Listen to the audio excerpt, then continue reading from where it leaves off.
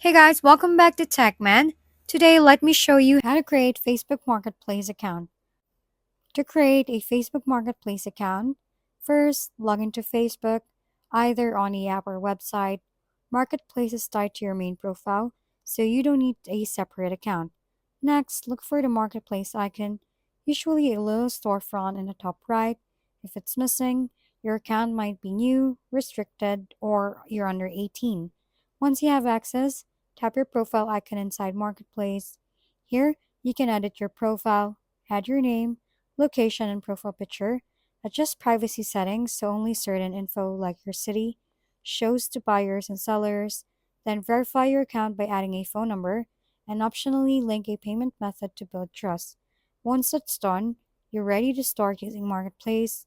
You can browse items by category or location, or create listings to sell your own products. That's it. Your Marketplace account is set up and ready to go.